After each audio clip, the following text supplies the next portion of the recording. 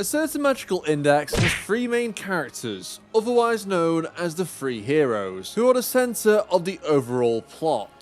Kamijo Toma, Accelerator, and Hamazura Shiage. Not Misaka, as she's a heroine, not a drug, and she literally has her own spin-off, so quiet. But now, Index has a fourth hero, revealed in the latest volume, who has been a somewhat divisive choice for the role and title of hero. I've been at my desk thinking day and night about this, and I've come to the realization that Index's fourth hero has changed my entire perspective on the character in question and the series as a whole. So spoiler alert, the fourth hero is none other than Aleister Crowley. And no, I'm not trolling. Otherwise, I would have said this guy. So, who I deem to be the overarching antagonist of the entire franchise has now been named as the fourth hero, which understandably raises many questions. The same guy who orchestrated the Sisters Project, making the lives of the main characters hell, performing human experimentation on children, helping instigate World War III, and a guy who wanted to Toma when he was a lolly, is now classed as a hero. Aeon, surely you're not this much of a Kamachi and Index shill to defend this bullshit. Well, Aleister is my favorite character of all time, not just in Index, but fiction as a whole. And I actually had planned to make a new video about why he's such an excellent tragic villain prior to this revelation. But if you've watched my content for this long, you will know that I've wanted Aleister to return to being an antagonist after he joined the good guys, for reasons I'll discuss later. But after reading Genesis Testament 13, I think I understand what Kamachi is going for, or at least if he would truly follow through with making Aleister the fourth protagonist of the story. That's not to say that Aleister is no longer the de facto antagonist of the franchise, since if we look at all the stories beyond Index, in Railgun he never makes a physical appearance, but his influence is always felt, kinda like Sauron in Lord of the Rings. He's behind the Sisters Project, and Mitori blames him for Dolly's death, and she realizes that Aleister is behind nearly all the tragedies which occur in Academy City. Therefore, her efforts to blow up the Windowless Building, aka Aleister's headquarters, directly makes the story about him. It reinforces the fact that Aleister is the shadowy, mysterious puppet master who doesn't need to appear at all, as his influence runs through the entire city. Then you have the Accelerator manga, where Aleister also gets a cameo. The Mental Art manga, where Aleister was involved in the backstory of the plot, which is taking place. And the Dark Matter manga, where Kakina's final motive is to negotiate with Aleister to rebel against the status quo of the city. And also the Item spin-off, where Aleister has been referenced and has some scenes where he speaks which are relevant to the main plot. It helps that all these stories in the Toaru series take place in Academy City, but due to Aleister being a villain at the points in which these spin-offs occur, I think it's pretty undeniable he's still the overarching antagonist. But hey, maybe that's just me hella coping. Honestly though, after looking back at how the plot of the Index has progressed over 2 decades, I'm not joking when I see the vision for Aleister transitioning, not just into a lolly and a demon waifu, but also from a villain into the fourth hero. I mean, it's not like the villain to hero route is some foreign concept to Index. Look at Accelerator, or literally most of the former bad guys in the series. But I guess being the fourth main character also puts greater emphasis on Aleister's role in this story, irrespective of his morality. But I'm going to cover both. In fact, let's explore his backstory, as no one is truly born evil, unless you're Kuronzon. Most of Aleister's life was filled with undeniable tragedy that turned him over to the dark side. Edward Alexander Crowley was born in 1875 to a strictly religious British middle-class family, where he was notably different to everyone else in his community.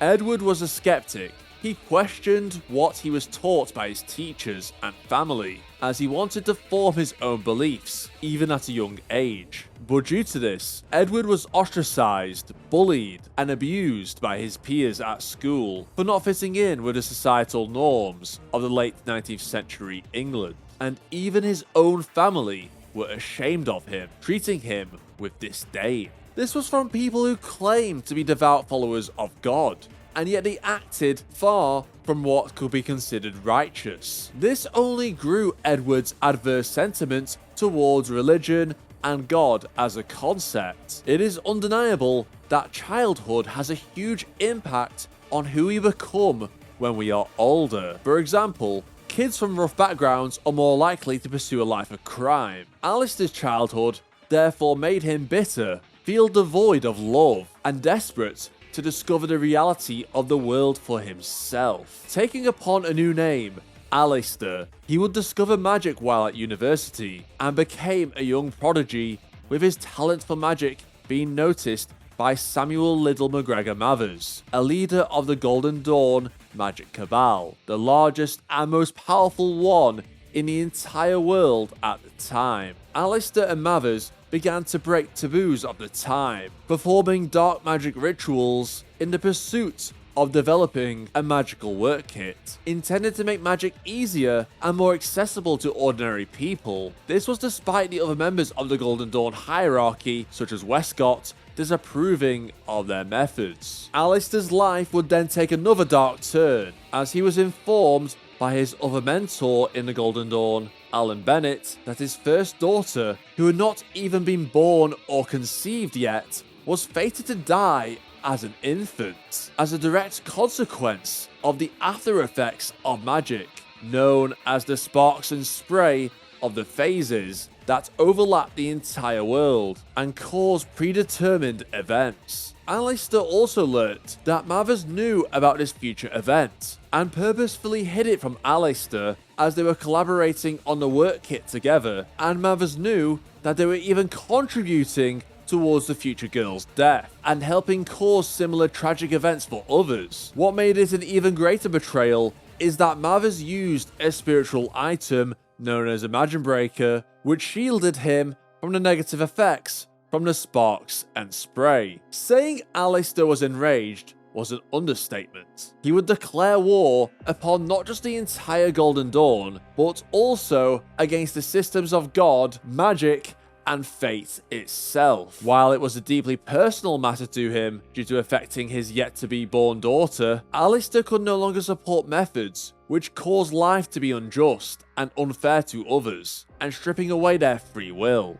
This would later lead to Alistair forming his own belief system, and made him pursue science in his rebellion against the magic side of the world. But as a member of the Golden Dawn, Alistair believed his own role in advancing magic as a system made him just as guilty as the others. He put a curse on the entire original iteration of the Golden Dawn, which ultimately included himself. Anyone who he tried to kill in the Cabal would either die or be condemned to a life of failure, predetermined just as they were responsible for influencing the fate of innocent people. That's what we call dark poetic justice. And so Alistair first killed Alan Bennett, who accepted his fate, to which Alistair proceeded to instigate a civil war amongst the Golden Dawn, which became known as the Battle of Blythe Road in the year 1900. At the Golden Dawn's temple in Hammersmith, West London, Alistair instigated a conflict between the Westcott and Mathers factions, and would secretly kill any Golden Dawn magicians who crossed his path. Alistair then claimed the lives of both Westcott and Mathers, bringing an end to the original Golden Dawn. Alistair swore he would create a world to bring equal opportunities for all, that no one should have their lives dictated by fate, and he would do this by destroying all magic and restoring the pure world beyond the phases. Even though Alistair literally murdered a bunch of people, his intentions of creating a fairer world could be seen as a good thing. But as the saying goes, the road to hell is paved with good intentions. And when you believe you are morally justified to do whatever you want to achieve a greater good by pursuing utilitarian beliefs. It doesn't matter how much suffering you cause, as long as you eventually bring about the greatest amount of joy for the greatest number of people. Alistair proceeded to research the natural science side, even contacting the Holy Guardian Angel of the Pure World, known as Iwaz, and he married Rose Edith Kelly, a woman who he never truly loved. Alistair did not wish to have his life dictated by fate, and so he chose to still have a baby. Lilith, of course, died at the mere age of 2. Rose was distraught, literally went insane, and became an alcoholic, causing Alistair's marriage to come to an end. Alistair himself was a terrible husband, and he always wanted the ideal marriage that Samuel and Mina Mathers had, but Alistair only experienced true love from Lilith and no one else. He did have a second daughter, Lola, but his relationship with her is unclear, but he did care enough about Lola to abandon his ultimate plan later down the line. But it shows that Alistair was motivated by his love, and that love being taken away from him, something deeply personal. Losing a child is a parent's worst nightmare,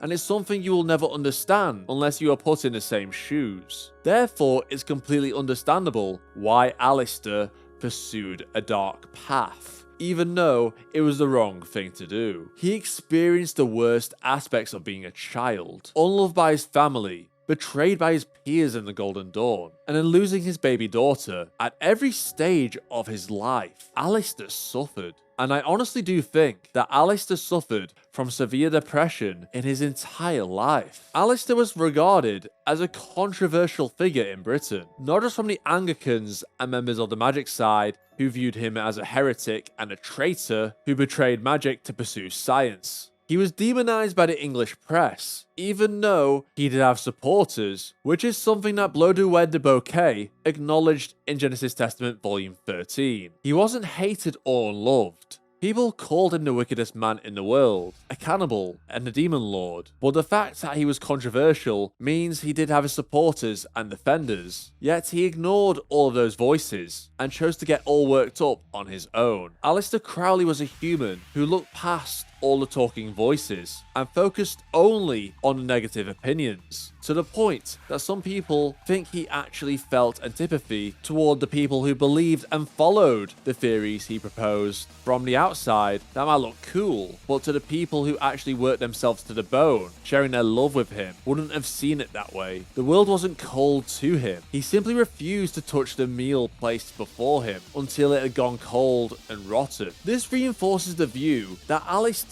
could never see himself being happy. Even if he did have some support and wasn't universally hated, Aleister just focused on the negatives and all the tragedies that happened to him, which ultimately shaped his worldview and made him a bitter and self-loathing person. Aleister was just so focused on the world being messed up and viewed himself as the one who had to fix it.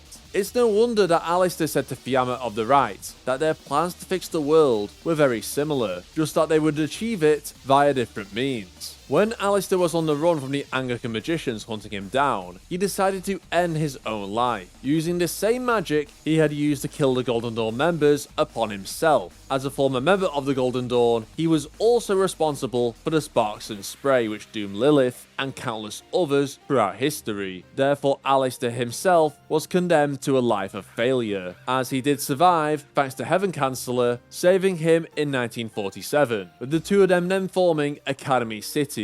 After founding Academy City and being transported there from England by Heaven Chancellor, Aleister was then placed in a tube which would extend his lifespan by 1700 years, and would also conceal his identity, preventing his mana from being detected by the Anglicans and masking his true appearance. This tube was located in the Windowless Building, Aleister's new headquarters. We don't know everything of what Aleister was up to during this time, but he did start the Esper development program and and began a diplomatic relationship with the magic side. In terms of his life, Alistair now had an almost pitiful existence, continually confined to a tube for decades, isolated and alone, with none of his loved ones remaining. The fact that the windowless building has no natural entrances and is shut off completely with few exceptions is a physical reminder of Alistair's total isolation. Even his relationship seemingly broke down with Heather Chancellor by the present day, considering they viewed each other as enemies despite co-founding the city together. Alistair could monitor the entire city with his underlying technology, but of course, he rarely ever interacted with the outside world, beyond ordering the Kihara family, or his board of directors, or communicating with the magic side. What Alistair did to the windowless building exemplifies how depressing his existence now was. Inside the windowless building, Alistair had it set up where an artificial version of his enemy's wife, Mina Mathers, would show Christmas Carol-style flashbacks of his past failures and all the hardship he had to endure across his life. Much like how victims of trauma keep replaying the same dark scenes over and over in their head. This was to motivate Alistair to continue forward no matter what, using his suffering and hatred of God as fuel to carry onwards. And yet, it's ironic that Alistair basically became the god of Academy City, with the city acting as a temple to summon angels, with everything being based off the magic side that Alistair was once part of, and Alistair dictating the lives and fate of the Esper students that were assigned to a level. Alistair had become everything he despised, reinforcing the view that he was too submerged in the darkness to ever be possibly redeemed. He would break any and all taboos if it meant destroying magic and restoring the pure world beyond the phases, where everyone would have equal opportunities. While Alistair believed what he was doing was good and justified, he did not view himself as a hero by any stretch. Alistair's description in the novel is very telling. Masculine yet feminine, adult yet childlike, saintly yet sinful. It presents the conflicting nature of Alistair perfectly. Someone always at odds with himself. Someone who is not completely evil or completely good. Someone who is just a flawed human who remained prideful with their identity as a human despite the opportunity to become a magic god. And yet someone who can't help but think he has gone too far. Which is why Alistair screams out when he sends Kihara Noken on a suicide mission in New Testament Volume 14, stating this is exactly what these magic gods do. Alistair had not only determined the fate of his friend, but also was doing the same for countless others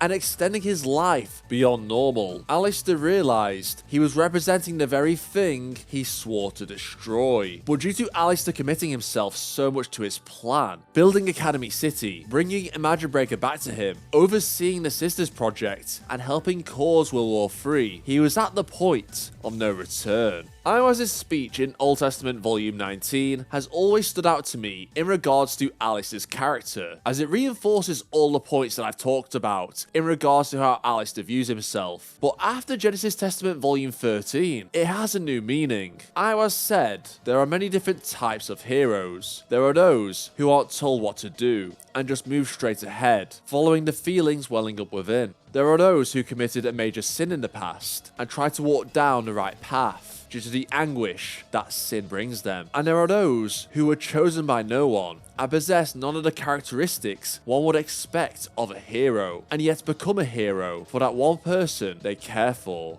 Each of those types is the type of person who will always stand back up when knocked to the ground. It seems all three of those types of heroes possess something you do not. As such, it isn't surprising that you admire them. After all, at that time, you were only able to fall and lament. Toma is motivated by the feelings within himself, or his heart, as losing his memories forced him to rely on something greater than what was in his brain. His actual true will or purpose he identified, that being to save as many people as possible, and someone who always continues forward no matter what. There is Accelerator, someone who massacred thousands of clones, viewed himself as an irredeemable villain, and yet a person who wishes to atone for his sins by protecting those around him, with his ultimate desire to be loved and accepted by others. Then there's Hamazura, someone who is not special in any shape or form, just an ordinary, talentless guy, a street thug delinquent who is the last person you would expect to be classed as a hero, and yet it is the ordinary people in life that are usually the biggest heroes in the real world. Hamazura became a hero to protect one person he cares about.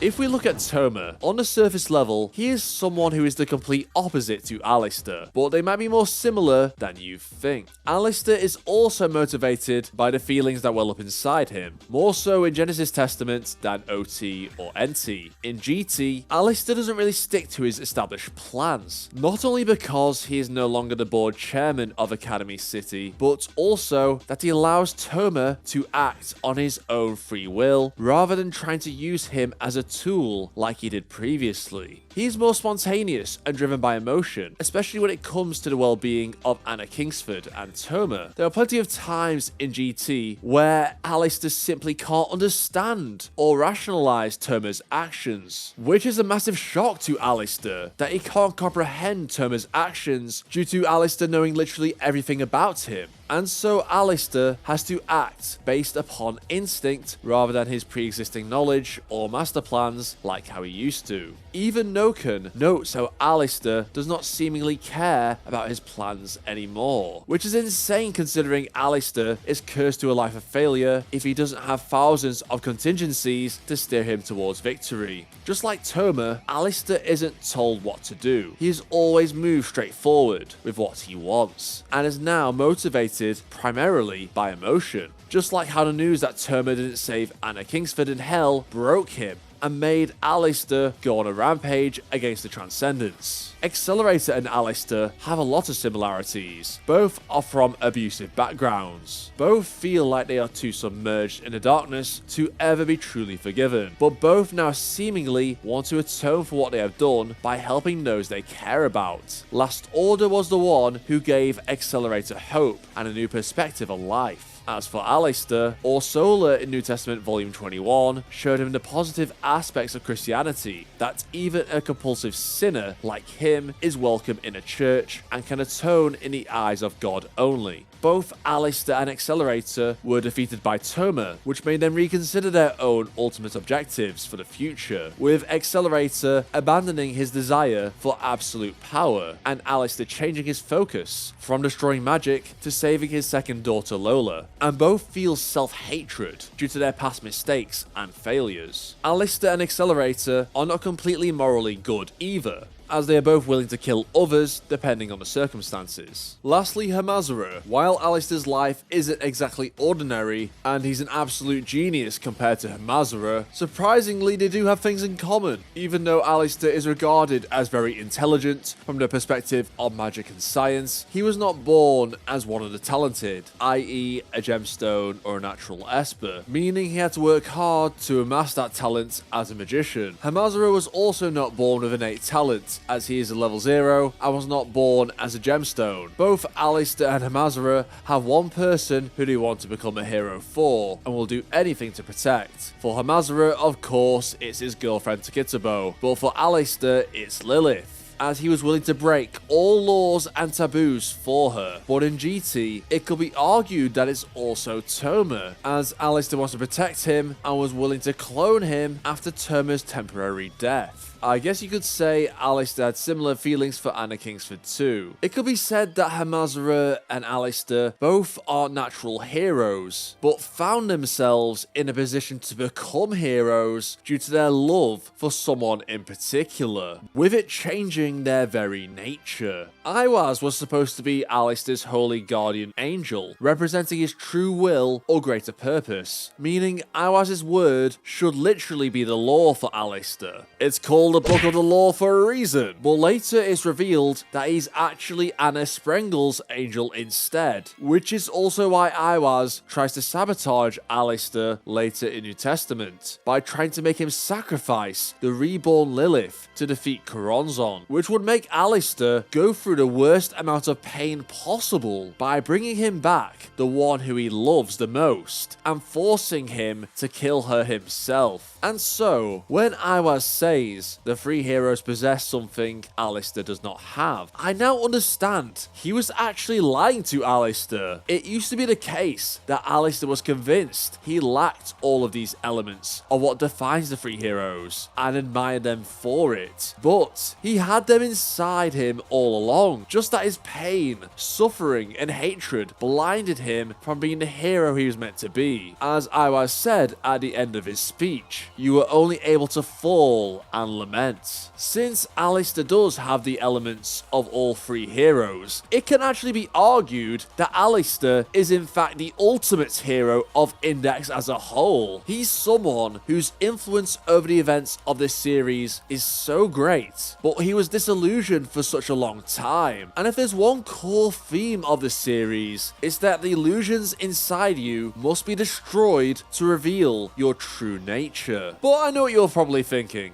Alistair was still evil for so long, therefore, what gives him the right to be the fourth hero? Alistair turned from his antagonist role to being a protagonist after his ritual to destroy the phases was stopped by Toma in the Windowless building, and Alistair was defeated with a classic Imagine Breaker punch to the face. Then he was told a lie that Koronzon had possessed the body of his second daughter Lola, forcing him to stop Koronzon at all costs, due to the threat she would pose to the world and to be a good father. At this point in the story, I just thought Alistair was focusing on a personal matter above his primary goal, and he would not be able to bring back the pure world if Koronzon did truly destroy everything. I assumed once the threat of Koronzon was over, he would resume back to his old ways. I still do believe that Alistair was selfish in his goal. Once Lilith was revived by Iwaz, it also served as a way to detract from his goal of bringing equal opportunities. I think creating a new world was not for the benefit of the world in the eyes of Alistair, but for the benefit of himself, and a way of coping with Lilith's demise, which is why he was fine with trampling upon others to reach his goal. But during the Koronzon arc, Alistair bonded with all three heroes in different ways, acting as a mentor and a father figure for them despite Alistair's own flaws and the disdain that both Accelerator and Hamazura had towards Alistair for making their lives hell. Alistair did not kill anyone during his invasion of the UK and the Commonwealth. Toma showed him that he could rely on others to save the world and Lilith, and Alistair was willing to instead sacrifice his life to save the others and the world. Despite being viewed as a villain and a demon by the UK for decades, the Queen gave him a state funeral, proving he was now a hero and perhaps was misunderstood. But typical of Alistair, he cheated death again, this time taking over Koronzon's body, proving he truly is no longer human, well, at least physically. This is where Alistair had to reevaluate his goals and his very purpose for existing. He had passed the torch to Accelerator, who was now in charge of Academy City. He had Lilith safe in the hands of Mina Mathers, and Koronzon had been defeated, for now. Should he simply go back to destroying magic, as Kihara Noken suggested? Instead, he chose to support Kamijo Toma in his fight against Anna Sprengel and the Transcendence. But Toma rejected his way of doing things in Genesis Testament Volume 5, due to the immoral lengths he was willing to go for Toma. Nevertheless, Alistair chose to embrace Toma's true will, to let him finally be a free agent that was not manipulated by him like he was in the past. Alistair continued to help Toma behind the scenes, through reviving Anna Kingsford and trapping Anna Sprengel, but Toma kept doing things that Alistair did not predict. Toma freed Anna Sprengel and did not save Kingsford in hell. Toma had become more selfish and was not the same as the boy who would do anything to save others. Toma had finally grown as a person, away from something that Alistair could control. Alistair was always a control freak, which is why he made countless plans, manipulated every person in Academy City, especially Toma, as nothing more like pawns in his game, and he really did not like any deviations to his plan, such as Hamazura surviving Mugano or Kamisato's sudden appearance. It shows how Alistair's relationship with Toma has changed over time. He is no longer his tool. He treats him more like a son who he actually loves, which is why Alistair was willing to fight hard against CRC in Genesis Testament Volume Volume 9, not to protect Anna, but entirely for Toma's sake. Alistair's negative emotions erupted like a volcano following on from Toma's death, which made him feel guilty and desperate, with the news that Kingsford had been condemned to the real hell, and Toma had let her go away. He could not rationalize or accept it. In this moment, Alistair was arguably acting more like Toma than Toma himself, refusing to accept that a person cannot be saved, and with it being someone Alistair had looked up to as the person who he had classed as a mentor and someone he grew attachment towards, and Kingsford being left behind by someone who Alistair also loved. It was something that let out Alistair's greatest despair, causing Choronzon to take advantage and regain her body. As Choronzon was facing down Index, Misaka, Ophanus, and Toma at the end of Genesis Testament Volume 13, Toma realized the only way they would win was through a human magician, so he made a desperate cry for help. Long before us, long before any of us were born, there was a hero who's been fighting this cruelty all along, fighting against the world and losing, but refusing to give up and getting back up. There's another who eventually built this city and gave so many people the power to fight without having to give up.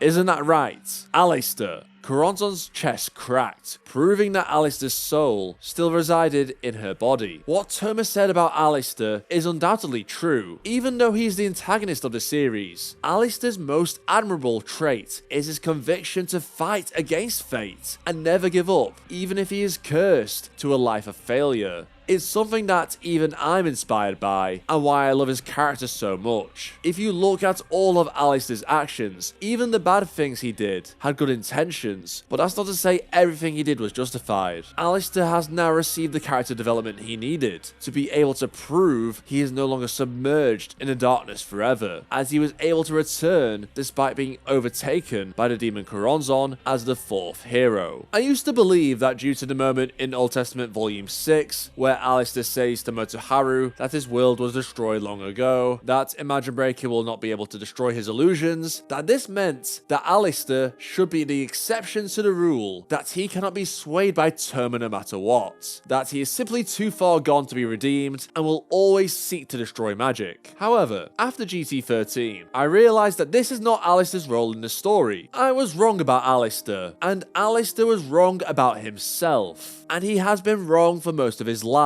by focusing on the worst aspects of himself. Just like how depressed people think. Instead, the one who Toma's taught no jutsu can't work on is Choronzon, as proven in Genesis Testament 13. Her very purpose for existing is the end of all things, that the current world is terrible and must be destroyed to reset everything, even if this purpose is forced upon her and she is doing this somewhat unwillingly, with Choronzon's disdain for whatever god who strips her of her free will. Toma's human moral code simply cannot work on something like that. Therefore, Choronzon is Toma's ultimate foil, not Alistair, which is why Toma lost to Choronzon yet again. Instead, Hamazura is the one who can somewhat get through to Choronzon due to his perspective, which should go against what humans should strive for. As such, Alistair should not be this one-note character. He may be the fourth hero now, but that doesn't mean he's entirely benevolent, nor is he entirely malevolent. He represents infinite possibilities, the flaws of humanity, and that every man and every woman is a star. Do what thou wilt shall be the whole of the law. Love is the law, love under will. Let me know what you think about Alistair as the fourth hero. Have I changed your mind about the character? Also, check out my other Index videos on screen right now for more content. See you all next time.